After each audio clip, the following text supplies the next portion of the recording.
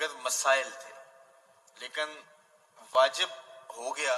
اب جو ہے وہ سب کچھ میسر ہونے کے باوجود نہیں جا رہا، تو پھر فرمایا جو استطاعت کے باوجود حج نہیں کرتا تو ہمیں کوئی غرض نہیں، چاہے وہ یہودی ہو کے مرے یا وہ عیسائی ہو کے مرے. یہ کتنی سخت وعید ہے، کتنی سخت وعید ہے. تو حضرت عمر بن عاص رضی اللہ تعالیٰ عنہ فرماتے ہیں میں حضور کی خدمت میں حاضر ہوا اور کہا ابسط یمینہ کا، حضور اپنا دائیں ہاتھ آگے بڑھائیے تاکہ میں آپ کے ہاتھ پہ بیعت اسلام کرنا چاہتا ہوں.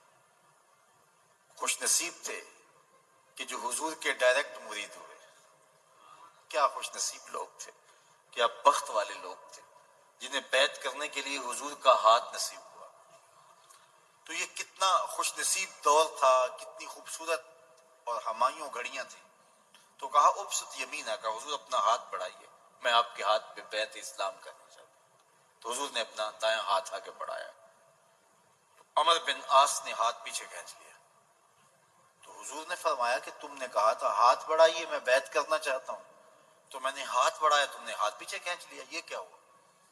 تو عمر بن عاص رضی اللہ تعالیٰ عنہ فرماتے ہیں میں نے عرض کی یا رسول اللہ میں یوں ہی بیعت نہیں کرنا چاہتا، میں کوئی شرط لگانا چاہتا ہوں، میں کوئی شرط لگانا چاہتا ہوں.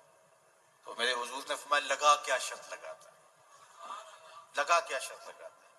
کہا حضور میں نے کفر میں ایک زمانہ گزارا ہے، پاپ کمائے ہیں، گناہ کیے ہیں، اندر میلا ہو گیا، اب میں بیعت اس شرط پہ کرنا چاہتا ہوں اسلام پہ کہ میرے ما قبل کے گناہ معاف ہو جائیں. تو حضور علیہ الصلوۃ والسلام نے فرمایا اسلام ما قبل کے سارے گناہوں کو مٹا دیتا ہے، اس کے لیے کوئی الگ کام نہیں کرنا پڑے گا، اسلام لانا ہی ما قبل کے گناہوں کا کفارہ ہے. دوسری بات ہجرت ما قبل کے گناہوں کو مٹا دیتی. تیسری بات حج ما قبل کے سارے گناہوں کو مٹا دیتا ہے. جب کوئی شخص حج کرتا ہے تو وہ گناہوں سے ایسے پاک ہو جاتا ہے جیسے ابھی ماں کے پیٹ سے جنم لیا.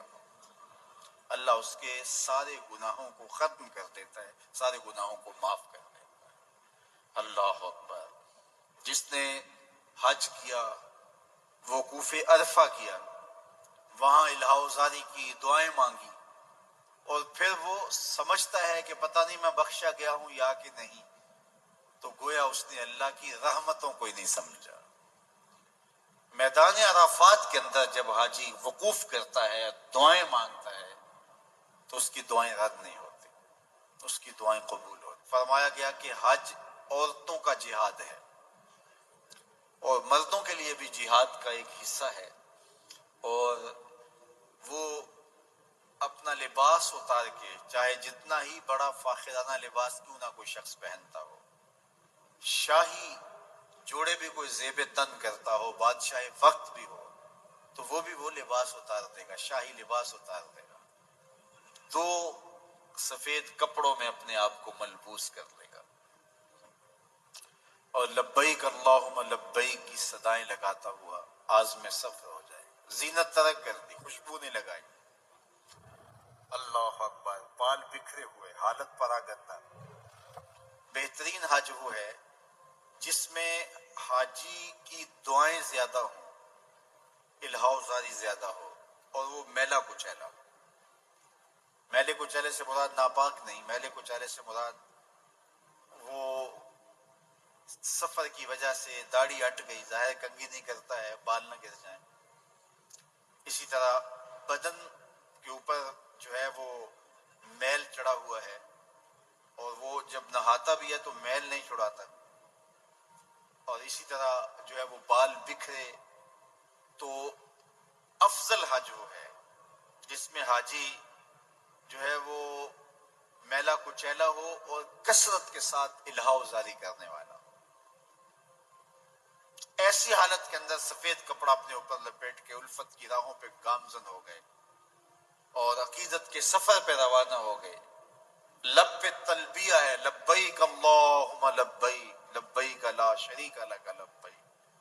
اللہ اکبر. دل نواز صدائیں لبوں پہ ہیں. اور جب حاجی احرام کی بکل مار کے اور لبیک پکارتا ہوا آگے بڑھتا ہے، تو جب وہ لبیک پکارتا ہے تو وہ صرف اکیلا نہیں پکار رہا، اس سے لے کر مشرق تک، مغرب تک، شمال تک، جنوب تک، کائنات کی ہر شے، یہاں تک کہ سنگریزے بھی لبیک پکار رہے ہو، درخت بھی، پہاڑ بھی، دریا بھی، صحرا بھی، ریت کے ذرے اور سنگریزے پتھروں کے، وہ بھی لبیک کی صداؤں میں اس کے ساتھ ایک نغمہ پھیل جاتا ہے، پوری کائنات گونج اٹھتی ہے لبیک اللہم لبیک۔ اور یہ عازم سفر ہوتے ہیں حاجی کعبۃ اللہ کی طرف، عازم سفر ہوتے ہیں مزدلفہ کی طرف، عازم سفر ہوتے ہیں منا کی طرف، عازم سفر ہوتے ہیں عرفات کی طرف۔ والعادیات ضبحا کے تحت لکھا ہے علماء تفسیر نے سیدنا علی المرتضیٰ رضی اللہ تعالی عنہ سے مراد، مفسرین کی ایک جماعت کہتی ہے کہ عادیات سے مراد گھوڑے ہیں جو جہاد میں کام آتے ہیں، راہ حق میں جہاد کرنے والے گھوڑے مراد ہے، لیکن سید علی المرتضیٰ فرماتے ہیں کہ یہاں سے اونٹ مراد ہے جو حاجیوں کا بوجھ اٹھا کے چلتے ہیں، اللہ ان اونٹوں کی قسم کھا رہا ہے۔ تو بعض نے کہا اونٹ مراد ہے، تو کہا کہ پھر ان کے پاؤں سے چنگاریاں کیسے اڑتی ہیں؟ گھوڑے دوڑتے ہیں تو چنگاریاں اڑتی ہیں، تو کہا بعض کا اونٹ کے پاؤں تلے کوئی کنکر آ جائے اور وہ پورا نہ دبے اس کے، تو وہ جو ہے وہ اس کے پاؤں سے گولی کی طرح نکل کے ساتھ پتھر پہ لگتا ہے تو چنگاریاں اڑتی ہیں۔ تو رات کو جب اونٹ تھوڑے سے نیم پتھریلے علاقے میں بھاگتے ہیں تو ایسے مناظر دیکھنے کو ملتے ہیں، اس لیے یہاں گھوڑے نہیں مراد، یہاں اونٹ مراد ہے۔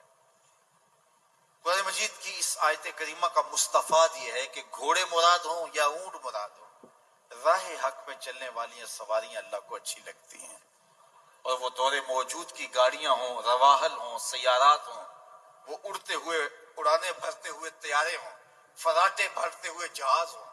جب حج کے لیے جہاز آپریشن شروع ہوتا ہے، اللہ اکبر، جن لوگوں نے حج کیا منظر ان کی نگاہوں میں گھوم گیا ہوگا کہ جدہ ایئرپورٹ پہ کیسے پروازیں اتر رہی ہوتی ہیں، ایسے ایسے پروازیں اتر رہی ہیں، ایک منٹ میں دو پروازیں اتر رہی ہیں۔ روایت میں آتا ہے کہ ایک شخص نامہ اعمال کھولے گا، حج لکھا ہوگا، عرض کرے گا مالک میں نے تو حج کیا ہی نہیں۔